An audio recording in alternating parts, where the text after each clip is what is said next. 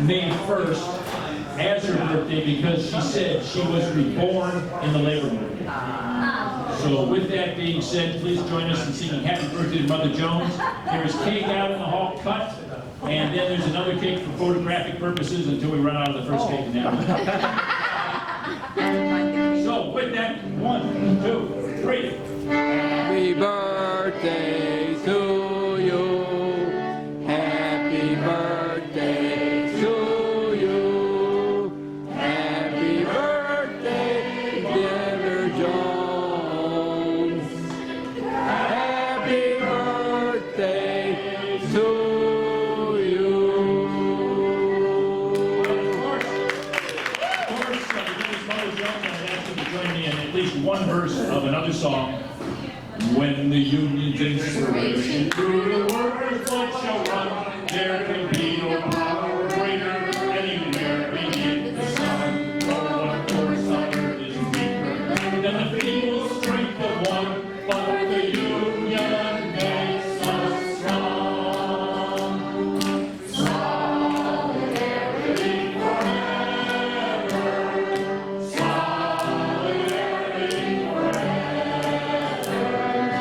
Solidarity forever, for the Union makes us strong. Okay, I will. I'm doing it. It's appropriate that we hold this event here because Mother Jones, of course, was Irish American, and it's an important part of who she was. When you see the exhibit upstairs, you'll get maybe a little more sense of that. But there's a way in which Mother Jones remained who she was, Irish, and at the same time expanded herself and her ideas into America. For her, the labor movement. Now, I was noticing in the New York Times 2 days ago, I saw a headline, profitable giants like Amazon pay $0 in corporate taxes. Some voters are sick of it. And it makes you ask, what would Mother Jones do? What would raise hell? What would Mother Jones think? What would she say? What would she do? And then, the same day, Labor Department says workers at gig company are contractors. And it's a story about it didn't specify which company. This is an edict that came down from the Labor Department. It's a company that hires out people to clean residences. And these folks are not workers, laborers, so they are not entitled to benefits or regular pay. They're independent entrepreneurs. They're gig workers. Again, what would Mother Jones do? And how would she? And it's a question I was asked when I finished the book. Who is our Mother Jones today? And there are a lot of Mother Joneses today, Mother and Father Jones, if you will. But there hasn't been anyone quite like her since she was around, almost 100 years ago. Now, the one thing I have to say is I have to disappoint you. Today is not her birthday. Do you all know that? Yeah. She picked it. She picked the International Workers' Holiday as her birthday. And she said she was born in Ireland, in Cork, in 1830. And she was born actually in 1837. She exaggerated her age. She made herself older. And she did it so that she could be even more, as she created her persona of Mother Jones. There's no Mother Jones, there's Mary Harris, there's Mary Jones. And she creates Mother Jones, the mother of the labor movement. And I think one of the important things to remember, especially in our day of bashing of immigrants, is that Mother Jones was very, very inclusive in her organizing. Immigrants, African Americans, workers. People forget that, for example, miners, the labor force in mining, and it was a huge labor force. It was 500,000 to 1 million people at any given time. It was people from all over. It was very, very diverse. And she was there to organize all of them. That's what she was about. And she organized miners, she organized, as you'll see when you see the exhibit, a wonderful painting of Mother Jones organizing in a garment worker strike here in Chicago. Women laborers. She was really quite remarkable. The one thing, if you haven't done it, of course I care about my book and everyone should read my book, blah, blah, blah, right? If you haven't read her autobiography, the autobiography of Mother Jones, it's such a great story, the way she tells it. Yeah, she makes some of it up, that's true. But then she's Irish, yeah. I didn't say you said that. But that's the point, is that what she had as a poor immigrant widow who had lost her whole family, is becoming elderly. What she knew she had was words and the ability to move people and the ability to create this persona of Mother Jones, this person, and to make that persona real to people. And that's who she was, that's what she did. Words and acts, acts and words. I just want to read just a little bit from people who commented on her, who saw her, or who knew her. If I can, hold on, give me a second.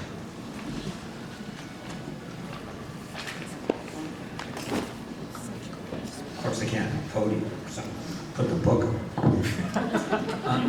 John Brophy was a miner himself, later became a leader in the mine workers union. And he described her, he talked about how he met her the first time. And he had written a memoir. She came into the mine one day and talked to us in our workplace in the vernacular of the mines. How she got in, I don't know. Probably just walked in and defied anyone to stop her. When I first knew her, she was in her late middle age, a woman of medium height, very sturdily built, but not fat. She dressed conventionally and was not at all unusual in appearance. As he pointed out, it would have been hard for miners to ignore this woman coming into the coal mines, the anthracite mines in Pennsylvania. She would take a drink with the boys and spoke their idiom, including some pretty rough language when she was talking about the bosses. This might have been considered a little fast in ordinary women, but the miners knew and respected her. They might think her a little queer, perhaps it was odd kind of work for a woman in those days, but they knew she was a good soul and a friend of those who lacked friends. And then he described her speaking, how she could move people. When she started to speak, she could carry an audience of miners with her every time. Her voice was low and pleasant, with great carrying power. She didn't become shrill when she got excited. Instead, her voice dropped in pitch, and the intensity of it became something you could almost feel physically. People always described it. She always had that brogue. She didn't lose it. She intentionally probably didn't lose it. She always, and it was her ability with words to move people. But also words and acts together. She had a complete disregard for danger or hardship and would go wherever she thought she was needed, and she cared no more about approval from union leaders and operators. Wherever people were in trouble, she showed up to lead the fight with tireless devotion. With all this, she was no fanatic. She had a lively sense of humor. She could tell wonderful stories, usually at the expense of some boss, for she couldn't resist the temptation to agitate, even in a joke. And she exuded a warm friendliness and human sympathy. Again, one of the things about Mother Jones, one of the things in writing this book that was so striking, I'm sorry I'm fading in and out, I have to try to look at the book. One of the things that was so striking about her is how people described her, how moved they were by her, how meeting her, hearing her, even just once in a lifetime, was an event. It was something that was really important in people's lives. Let me get to a page.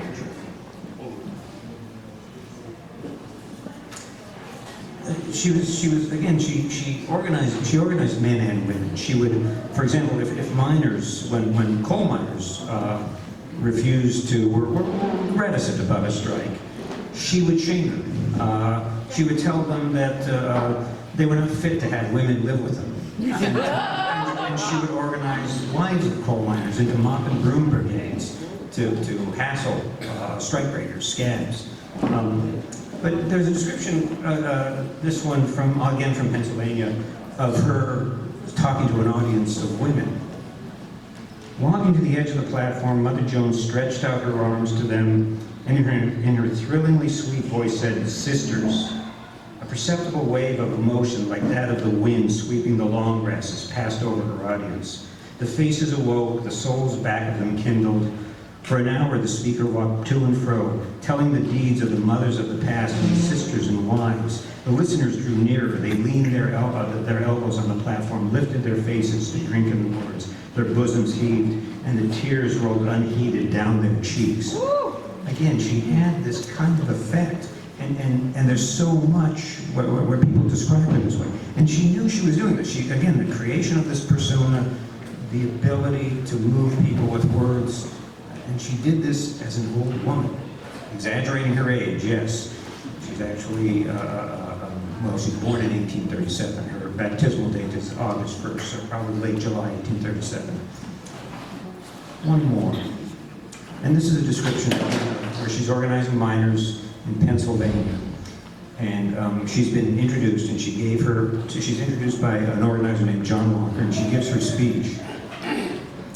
And the man pushes forward, comes onto the platform, a miner, and he says, "You, John Walker," the man who organized the event, "don't you go tell us that there's Mother Jones. That's Jesus Christ come down on earth again." And playing he's an old woman. So he can come here and talk to us poor devils. God, nobody else knows what the poor suffer that away. She had that effect, just this remarkable ability. So when you take a look at the exhibit upstairs, it's a little bit hard putting words and images on paper. You have to use a little bit of imagination, but just the galvanizing effect this woman had. There's something strange in America, I guess everywhere, where we have these heroes that are celebrities and athletes and this and that, and they're sort of cheap in a way. And our real heroes in American history, like Mother Jones, are too easily forgotten. One of the things we're trying to do, a few of us, Dave Rafke, Rosemary, myself, others who are on the Mother Jones Heritage Committee, is try to keep her memory alive and bring it back. One thing we're doing, and we're going to enlist your help. If you sign the sign-in sheet, we're going to put the arm on you. You gotta understand that, and we have no shame about that. It's fine. You won't get rid of us until you give us some money. It's that simple. We are going to get a statue built for her, one way or another. This city needs a statue of Mother Jones. This was.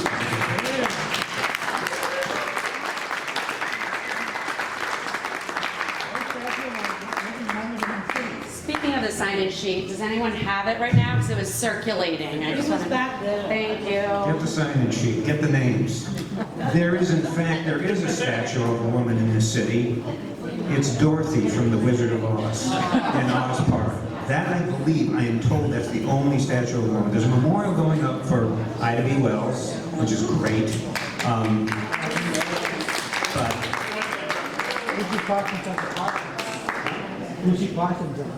There's talk about that. It hasn't gone up yet, right? Yeah, I think that's still in. But Mother Jones deserves a statue, and we are going to make sure that gets done. And we really, if you don't mind my saying so, I really wanted to cross the river from the Trump Tower.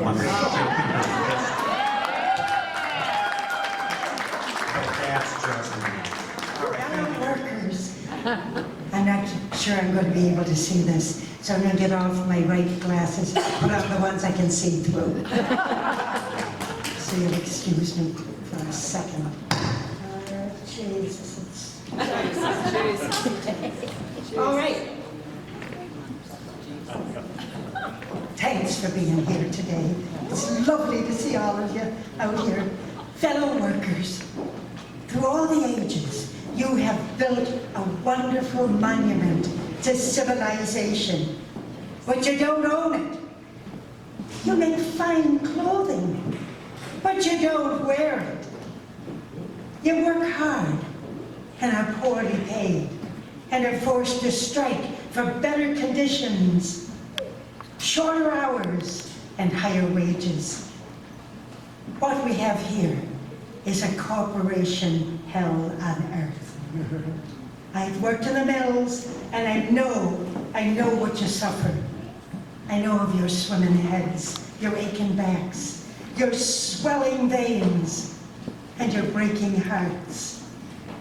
But I see a nobler hour ahead, a glorious sunrise for the weary army of workers. Tonight, we touch an electric key, and in the morning, an answer comes flashing from faraway Japan. We too, comrades in America, are ready to line up for the great industrial battle of the world. The workers are awakening the world over. They're preparing to take their own. The struggle for shorter hours and better pay will go on year after year. A class struggle is now on the world over. A mine operator says to me, "Mother Jones, how many hours would you have the men work in the mines? 4? 4, says I. Right, right. And what would be the pay, says he. I'd have them paid for all the coal they mined, deducting only expense. But where would the profits come from? Oh, there wouldn't be any profits for you. Unless you take off them patent leather shoes and put on rubber boots, sling an axe over your shoulder, and go down into the caverns like the rest of them. Then you'd get what you earned. The class that owns the machine owns the government, the governors, they own the courts, and it owns public officials all along the line. There may be an exception, but on the whole, it's true. It is a wrong form of government. Wrong one that we're living in. We, the workers, stand for the overthrow of the whole damnable institution. The machinery which seems so hard to claim now will be easy in the future. Look at the great factories. The time of the hand tool is past. We don't work alone now, but collectively, even by the thousands. We're brought face to face with a new condition. We work today for the great syndicate instead of the single employer. We are confronted by conditions such as the world perhaps has never seen before, not in her history. We have in the last century solved one great problem that has confronted the ages in the mighty past. It had even been a riddle for the people of the world. The problem of production has been solved for the human race. The new problem in this country will lie with the workers to solve. That great and mighty and important problem, the problem of possession for all of us. The earth and the fullness thereof do not belong to any particular class. When this nation gives back to the womanhood the economic rights that have been stolen from them, when this nation gives back to childhood the right to be born well and cared for well, want will cease, robbery will cease, jails will be no more. There will be new institutions for the uplift of the human spirit, not the degradation of it. We don't want charity. We want what belongs to us. We produce the wealth, don't we? Yes. They take it from us and then send charity workers to feel our stomachs, to see how long it'll be before we starve. They don't feel the stomachs of the bosses, and we paid for the fat that's lining theirs. They preach what we will get when we're dead. We want what we earn while we're still alive. Through the children, the world is made what it is. In the unions, they could be educated on how to better themselves. They are the poor without wealth of friends who perish in the sight of plenty. The man or woman who will not fight for his or her rights is unfit to be a father or a mother. And I agree with you, it's lovely.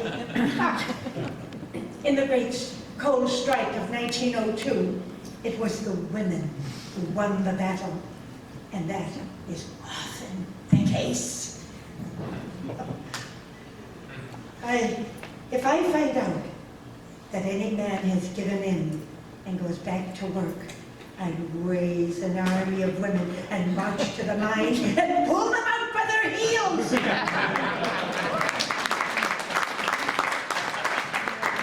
After all our pain and suffering, sickness and trouble, we don't intend you to settle your condition on the children. Perhaps you think of us women as only the ones who fix your dinner pails for you. Ha ha! But you'll see, you miserable, whimpering, paltry apologies for men. If you ever say, "Mary Ann, I must go back to the mines," does the operator own you? Has he a mortgage on you? You should starve first. I called upon the women to hunt out the weak-kneed men. Why do you toil in the mines to build marble palaces for the coal barons? You mine your ton of coal a day while the immense rake-off goes to the operators. When you are organized, you have something to say about the conditions of labor and your wages. We must stand shoulder to shoulder. My friends, it is solidarity of labor we want. We do not find fault with each other, but we must not do this. We must be together. Our masters are joined together, and we must do the same thing. It's a funny thing. We build the jails, and they put us into them. We make the battens for the police officers, and they suck us with them. They don't arrest the manufacturers, do they? If you keep your eyes open on election time, you could put men in office who would jail the bosses. Yeah. The capitalists get us fighting among ourselves as to whether we worship a Baptist Jesus or a Methodist Jesus. And what about where we were born? When none of them is saying where they were born. And while we've been fighting among ourselves over your nationality, over another one, the capitalists have been laughing at how easily they've made fools of us. Turning the jails into rooms. Take the children out of the mills and the factories and the sweatshops and allow them to develop their minds and their bodies. I am in favor of putting the jailer to an honest day's work instead of turning the keys on us. The country, the century is here where the woman is going to take a mighty hand in these battles. And then we will fight that fight to the finish. So you're going to know some of these choruses, and then we're going to end with a brand new one I was asked to sing tonight. And you'll know that too, because it's a melody from your childhood. But here we go. There once was a Union maid who never was afraid of the goons and the gangs and the company finks and the deputy sheriffs that made her raid. She went to the Union Hall when a meeting it was called, and when the company guards came round, she always stood her ground. Oh, you can't scare me, I'm sticking to the Union, I'm sticking to the Union, I'm sticking to the Union. Oh, you can't scare me, I'm sticking to the Union, I'm sticking to the Union, till the day I die. This Union maid was wise to the tricks of the company spies. She couldn't be fooled by a company stool. She'd always organize the guys. She always got her way. When she struck for better pay, she'd show her card to the National Guard, and this is what she'd say. Oh, you can't scare me, I'm sticking to the Union, I'm sticking to the Union, I'm sticking to the Union. Oh, you can't scare me, I'm sticking to the Union, I'm sticking to the Union. want to be free, just take a tip from me. Get you a man who's a union man and join the ladies auxiliary. Married life ain't hard when you got a union card. A union man has a happy life when he's got a union wife. Oh, you can't scare me, I'm sticking to the union. I'm sticking to the union. I'm sticking to the union. Oh, you can't scare me, I'm sticking to the union. I'm sticking to the union till the day I die. One more time. Oh, you can't scare me, I'm sticking to the union. I'm sticking to the union. I'm sticking to the union. Oh, you can't scare me, I'm sticking to the union. I'm sticking to the union till the day I die. We're gonna roll, we're gonna roll, we're gonna roll the union on.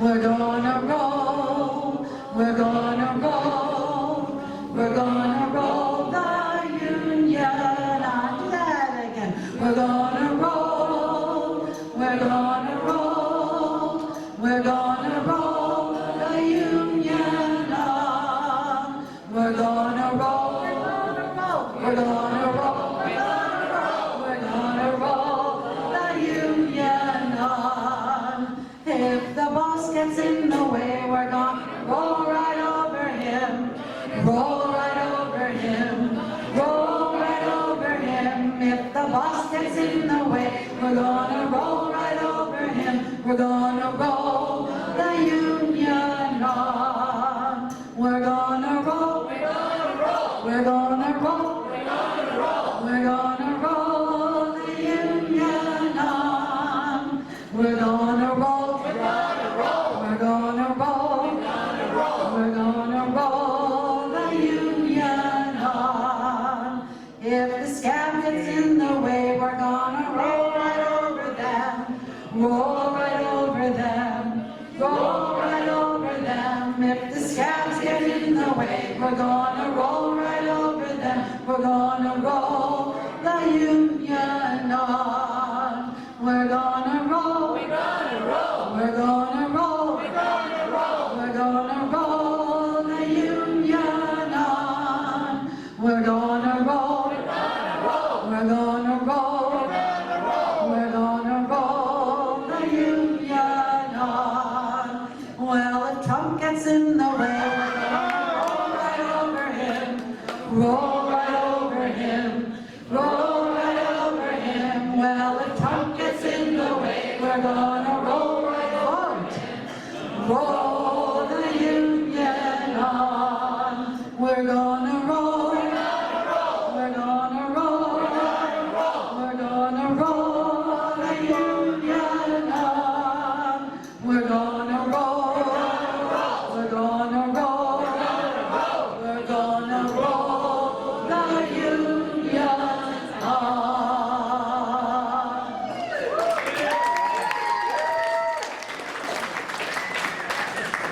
Just lost the melody, but it's such a famous song. How could I? We'll start with the chorus. That'll get me rolling. Solidarity forever. Solidarity forever. Solidarity forever. For the union makes us strong. When the union's inspiration through the workers' blood shall run, there can be no power greater anywhere beneath the sun. Yet what force on earth is weaker than the feeble strength of one? For the union makes us strong. Solidarity forever. Solidarity forever.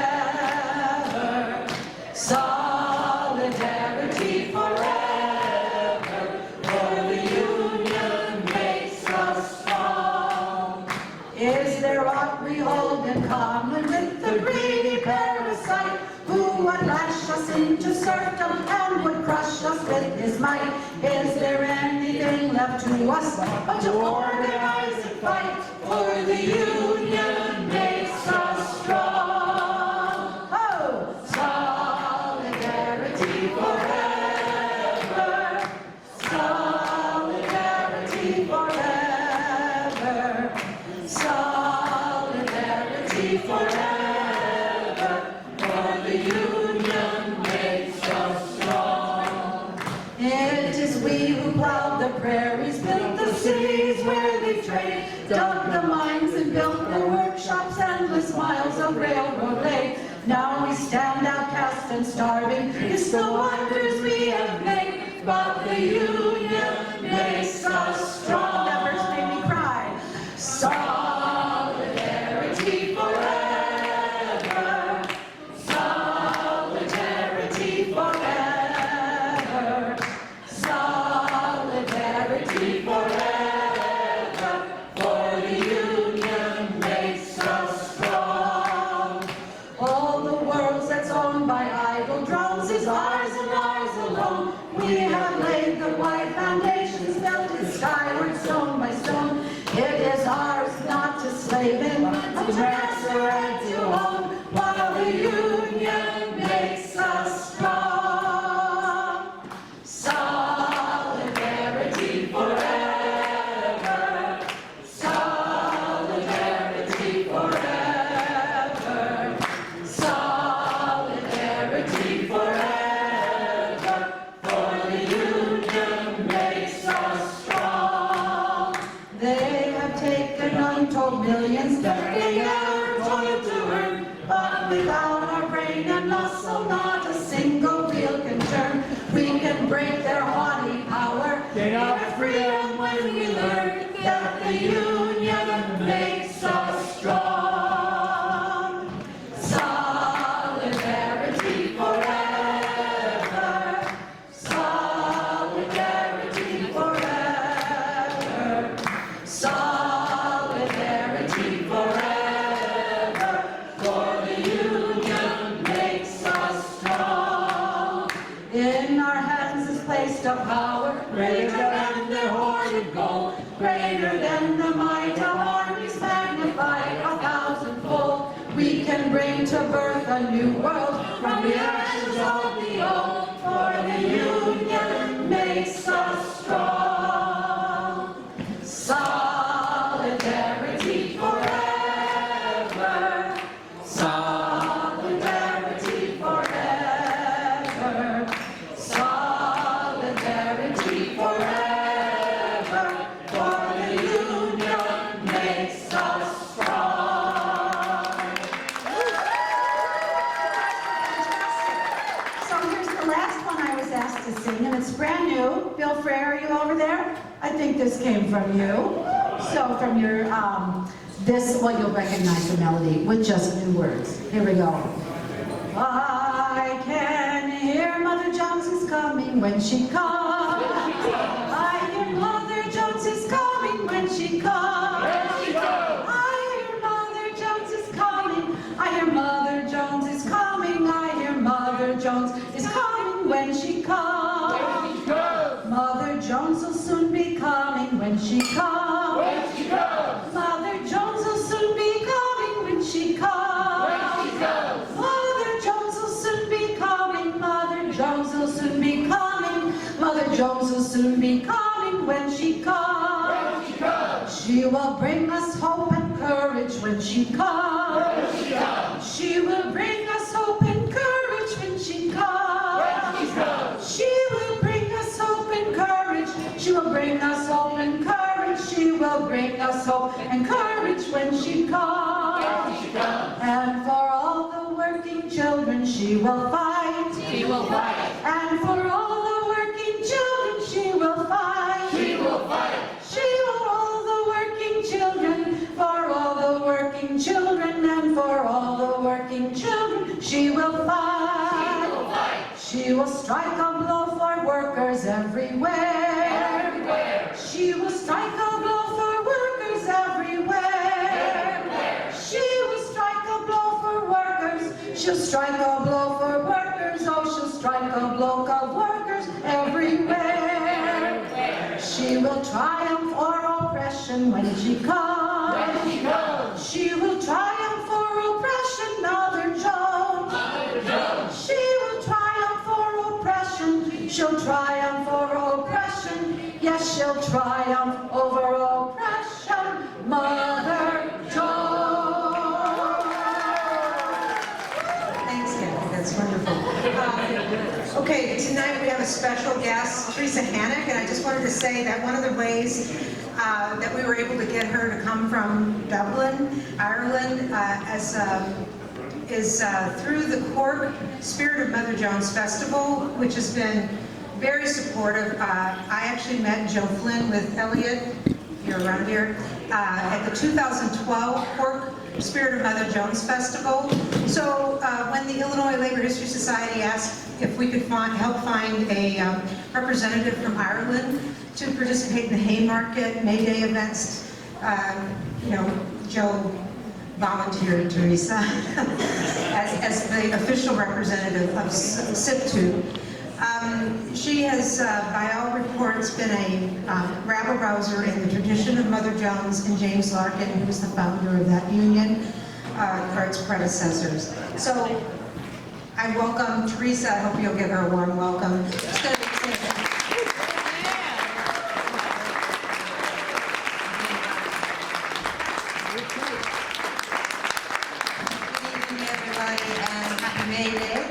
Or in the Old Irish tradition, it's Lá Bealtaine, which is the first day of summer, and it's called a fire starting celebration if we go back to the Old Irish root. So it's probably right that this day is to represent and to celebrate workers across the world. I came here with a kind of little speech about Mother Jones, but I don't really want to give you all that you know. It's just, for us in Ireland, it's a great honour to be here today from SIPTU, which is the Services Industrial Professional and Technical Union. It's the largest trade union in Ireland. We have a strong tradition of connection with the American labour movement, and that goes back to, as Rosemary would have said, to Big Jim Larkin, who would have came to America. He would have known Mother Jones. They were all part of the same international radical trade unions that tried to improve the life and the circumstances of workers across the world. Jim Larkin would have been responsible for a big labour movement, part of Irish history, which is the 1913 lockout. I don't know if any of you might be aware of that, where the bosses, and particularly William Murphy, would have starved workers for over 8 months. And after the 1913 lockout, Jim Larkin came over to America. Inspiration, he was supposed to come here for Joe Hill's funeral and do an oration at the funeral. But he came here to raise money to bring back to Ireland. But the 1913 lockout was the catalyst for 10 years of revolution in Ireland. When Jim Larkin came here, James Connolly took over the reins of what was then the ITGWU. And as some of you may know, James Connolly was a strong feminist, socialist, Marxist, who was the leader of our union.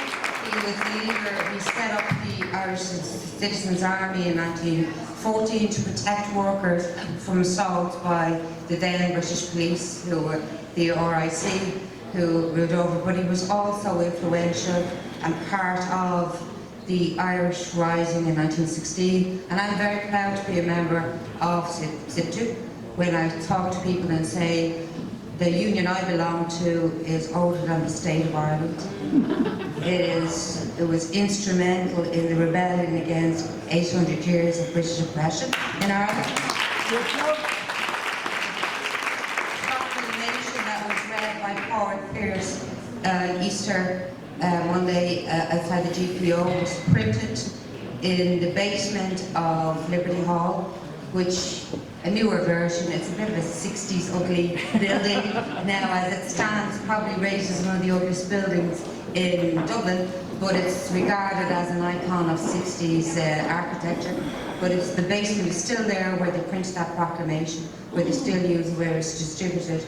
And I came in here today and I see there outside there's little biographies and pictures of Irish women in history, and two of them there, Rosie Hackett and Constance Markovich, were members of my union as well. So I'm very proud to have that. And when Larkin was away, Connolly was executed, and it fell to the women, and a lot of the men of the then Irish trade union movement were imprisoned as part of the rising, so it fell to a lot of the women, Rosa Hackett's of this world, to keep the union going, to keep it pushing along. We're still connected, we were still part of the War of Independence in 1919, and then on to the Civil War, which saw, for all the ideals that James Connolly, who was executed by the British on the 12th of May, 1916, so that's a very significant day for us in our union, had about feminism and equality. We kind of went backward in the 20s and 30s when we got our own statehood, but we're getting there eventually. But it's down to the people we look for inspiration. It's the Mother Jones. When I was talking to Rosemary, Mother Jones has probably a slight disadvantage. She was born in Cork. I'm from Dublin. And the people in Cork seem to think they are from the capital of Ireland. They call themselves the Rebel County. I would call it an arrogance they have about it. Unfortunately, the General Secretary of my trade union is himself, Mr. Joe Flynn, who is a Cork man and works really well with the Cork Mother Jones committee, and is part of it. The Mother Jones Festival will be the end of June, early July this year again, and SIPTU, we promote that down in Cork. It's so much so we have, he loves Cork so much, we have our biannual conferences down in Cork for the last 3 times. But we talked today about how trade unionists and people who fought long and hard in international labour history are written out of history books. We are not taught about them, and even in Irish history books. People can grow up in Ireland and they would only know James Connolly as the leader of the Irish Citizens Army, who fought in the GPO in 1916, and they would have missed out on probably one of the most radical feminists you will ever know. I mean, it's an honour sometimes to go into the basement where he of Liberty Hall, where he would have written a lot of his work, and to see that level of equality. And nobody in Ireland would be taught that in a history book. You're only taught what he did in 1916. And I think we now, I suppose it's our cross to bear, as my mother would say, that we need to reclaim back and put these people back rightfully in history where they belong. Where the women especially, women trade unionists and labour leaders were written out even worse than the men. I'm sorry I have to say that. I look at Rosie Hackett, who's out there. We had to campaign long and hard to get a bridge named after her. And you talk about not having any female statues, remembering some of the leaders of our revolution or our rising. There's none in Ireland. We have to the mythical Molly Malone, who did damn all, is how I know it. She may have been a worker allegedly, but she did nothing for the cause of Irish history and Irish workers. So it is, I think, it's our duty, and it's what we're about to reclaim our history as labour leaders, as trade unionists, as international socialists, to bring that back to the forefront and to celebrate particularly women, and to be here to celebrate a fellow Irish woman, even though she's from Cork, a fellow Mother Jones. It is an honour, and I want to thank Rosemary particularly, and the Mother Jones Heritage Project here in Chicago for asking us to come here. I had a very long-winded speech. I think you don't know so much about what you would mean to us. But I think if we remember particularly, not so much what she did, but the principles and values of equality, of collectiveness versus individual, fairness, and of a sense of equality to everybody, to workers, and to protect people's rights and bring to the forefront. Then I think we're also keeping the memory of Mother Jones alive. It shouldn't be just a statue. I do hear what you say, Elliot. It should not be just a statue, but it should be a movement, and it should be a project, endorsing it and pushing it, and it should be all of us adhering to that principle. So from Dublin, Ireland, and from my union, SIPTU, and particularly from my General Secretary, Joe Flynn, who particularly wants to be remembered by all of the Mother Jones heritage people, to Ger O'Mahony down in Cork, particularly who drives him, I'm sure he drives him mad as well to get it through up here. Thank you for inviting us here, and it has been a privilege to be here and listen to you. Thank you.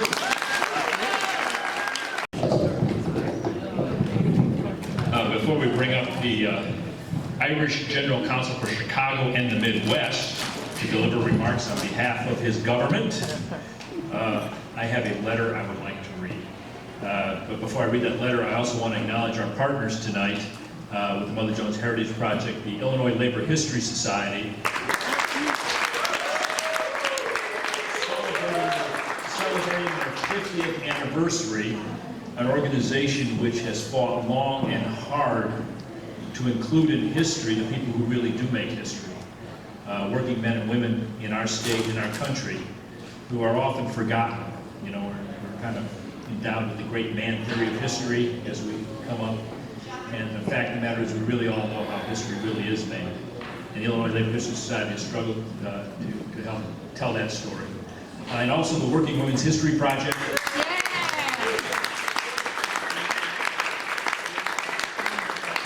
Another organization in our state which has struggled long and hard to remind us as to who makes history, women. And I'm great allies to have in the fight as we struggle to commemorate Mother Jones and others like her.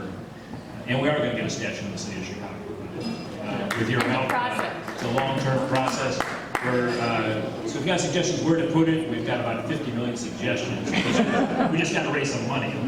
Anyway, with that, I also want tonight, before we bring up Brian, I want to also acknowledge that when you go upstairs to see the artwork itself, the painting, it was funded by the government of Ireland as kind of a seed program. Now, I want to emphasize something without irritating Teresa about Cork. But the city of Cork actually has a full three-day festival celebrating the spirit of Mother Jones. 3 days. Can you imagine that happening in this country on any labor person? No. I mean, this is some serious business. These people take this very seriously. Right? SIPTU, if you ever visit Dublin, their office, on the front of their office, there's a plate attached to the front of the office. Pray for the dead, fight like hell for the living. Mother Jones. Yeah. The largest union in Ireland commemorates one of the people who was really arguably one of the greatest labor leaders in American history. So we've got a lot of work to do to catch up with them, despite some of the drawbacks Teresa was pointing out. So when you check out the artwork, and I don't want to digress too much, I do want to tell a story about this. Brian got an interest in this and found out Mother Jones is actually buried in southern Illinois. If you're ever on I-55, get off at Route 54. She's right on old Route 66 in Union Minor Cemetery. He came down for a commemoration. We erected 2 historic markers at the rest areas on I-55 around mile marker 65. Somebody said, why would you put historic markers in the rest area? Well, 1.5 million people go to the bathroom there. But Brian came down for that, and the government of Ireland helped to fund one of those projects. And one day, we got a call, Rosemary got a call at home in the evening, and Brian was there and said, hello, Rosemary, I'm in St. Louis with the Irish ambassador. Rose says, well, that's nice. Well, we were wondering if you're doing anything tomorrow morning. And why? Well, the Irish ambassador would like to meet you at 10 o'clock at Mother Jones' grave. Oh. And the Irish ambassador came and spent some time there and laid a wreath on the grave of Mother Jones, similar to what Brian had done a year earlier. Could you imagine any American diplomat, any American ambassador laying a wreath on the grave of a labor leader in any of the countries that we have relations with? Any American politician. Yeah. So, you know, I just say that because from Mother Jones Heritage Project and our partners, the deep appreciation we have for the activist role the government of Ireland has taken in helping us to commemorate one of our own and one of their own. And before I bring Brian up, I have a letter that I am duty bound, so I don't get in trouble with people in court. I'm duty bound to read this letter. I won't tell them. This is from Shandon, Cork. Shandon's actually a neighborhood in Cork, and where Mother Jones is from. And on this occasion of the Mother Jones May Day birthday party, may I, on behalf of the Cork Mother Jones Committee, congratulate all associated with the Mother Jones Museum and Heritage Project and wish the planned events every success. We hope your wonderful exhibition at the Irish American Heritage Center will proudly show off the amazing achievements of Mary Harris Mother Jones. We are delighted that the Consul General of Chicago, Mr. Brian O'Brien, representing Ireland, will perform the official unveiling of the exhibition. He makes us all very proud here in Cork for honoring our native daughter. We are extremely pleased that the SIPTU representative, Teresa Hannock, is attending and placing a memorial plaque at the Haymarket in Chicago. The SIPTU Union, formerly the legendary Irish Transport and General Workers Union, played a huge role in the fight for Irish independence, and the Irish Republic owes this union an enormous debt. SIPTU, through Joe O'Flynn, has always been extremely supportive of the Spirit of Mother Jones Festival here in Cork since 2012 and has promoted the labor links between Ireland and the USA. We are happy that the international trade union bonds and links between Ireland and the USA are being maintained and strengthened in view of both James Connolly and Jim Larkin's connections to the US labor movement of Mother Jones, which provided a formative influence on both men. In solidarity always, Gerard O'Mahony, on behalf of the Cork Mother Jones Committee, signed yesterday, 30th of April, 2019. I'm not going to say much. I'm going to keep the speech like myself, which is quite short. Teresa, you mentioned the festival of Baltana. Baltana is an old Celtic festival, and it was one of the important spiritual times of the year when the Celts believed that the dead could cross over and come back to life. And my God is Mother Jones with us tonight as we celebrate her birthday. Mother Jones lives, I see the big statue outside, and she really does. Rosemary, thank you so much for bringing the story of Mother Jones to my attention. It just captured my imagination. I mean, a lot of people think, oh God, you're from the government, what would you want to do with the trade union, etc. Well, I'm a union member of my own union. I worked in banking. I was a member of that union, much to the annoyance of colleagues in the bank. But it's always been important to me personally, and I know it's important to the ambassador as well. Mother Jones left Cork about 170 years ago. She left famine and deprivation on our island. 1 in 2 people coming to this continent in the 1840s were from Ireland, and they experienced racism. Some of them didn't have the language. They had disease. They really did have it tough. She gets here, she loses her family to fever. She sets up a business in Chicago, and she loses that to the Great Fire. I mean, my God, would that not just kill anybody? It didn't kill Mother Jones. She got up and she fought like many before her. And I mean, that story she's become a very poignant personal hero of mine. And I just want to give her another big round of applause for that. One of the most used quotes about her, the most dangerous woman in America. But she also made America safer for its children and for its workers. And we must remember that. To think that kids were going into mills, that they were losing limbs, they were losing fingers, they were working long hours, they were missing out on their education. And she stopped all that, and we all owe her a great debt for that. Because you spoke to it earlier on, Elliot, there was a great humanity about the woman, and that's what really comes through to me when I think of her. And when I was at her graveside, I could feel that, and I know the ambassador could feel it as well. Bill, you put on the story of Mother Jones at the Auditorium Theatre in Chicago. Now, the Auditorium Theatre was founded in 1889, and I imagine the great and the good of Chicago would come to that theatre, and what would she have thought to to think that her story was being told on that stage to people that she mightn't have agreed to, because the glitterati and the great and the good were there. And I mean, that was just that was an emotional moment for me as well, to see her story being told on that stage this year over the St. Patrick's Day celebration, because we are so proud. So to everybody in Cork as well, Cork is actually a sister city of Cook County, or a sister region of Cook County, so there's that added to it. And you've talked a little about there being no female statues in Chicago apart from Dorothy of the Wizard of Oz. And I actually have a bit of trivia for you on that. There is actually another female statue in Chicago. Across from St. Pat's, it's across from St. Pat. Across from St. Pat's, and who is it? The It's Grania Whale, and she was a rebel, and she was a powerful queen, and Queen Elizabeth had tried to take her territory, and she said no. She came to it, so she was a real rebel in the 16th century. So it would be a great pleasure for me if we could see another rebel, a statue of that rebel put up in the city of Chicago as well, another powerful Irish woman. So I tried to finish my speeches as Gaeilge in the Irish language, and the language that the baby Mother Jones had some of if she left Cork and whenever she was born in the 1830s. But Gui Mudge, our son the Marava. Let's pray for the dead. Johnny Much Tridge, Mar Afrin, our son the Baha. But let's fight like hell for the living in the language of Ireland. We're really available for the earth, so thank you very, very much for everybody that made this wonderful night happen, and for everything that you do to keep the story of this wonderful woman alive for this generation.